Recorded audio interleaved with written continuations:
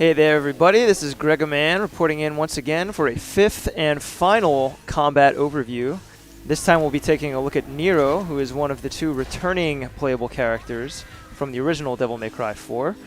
Now if you already consider yourself pretty well versed in Nero's mechanics, you can click away right now because this is just a recap of existing mechanics. That said, if you're a newcomer to the Devil May Cry series, Nero just might be the character for you.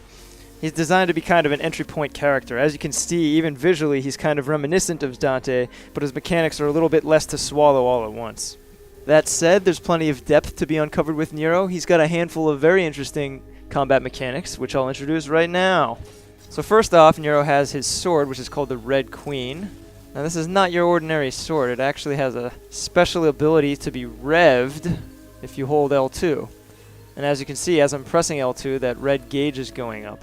And this will power up the next attack that Nero unleashes, up to 3 levels.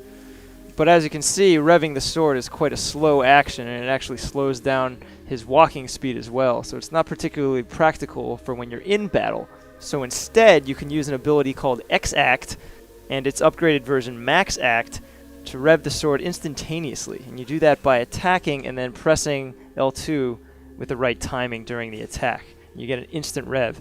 And if you're good, you can actually rev all 3 levels at once using the Max Act upgrade.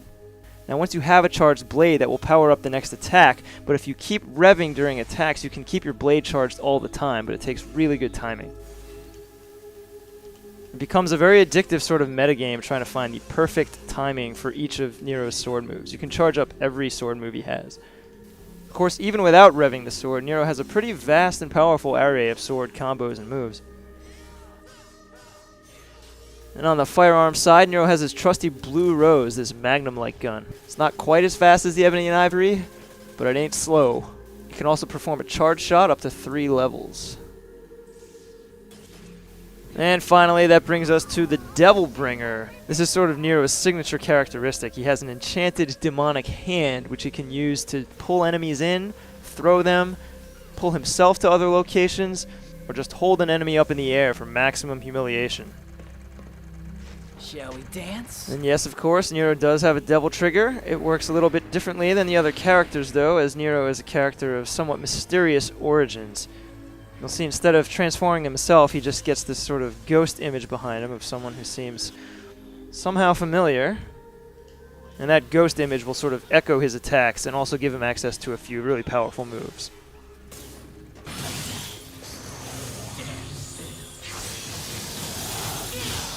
And those are the basics. Let's go ahead and check them out in action.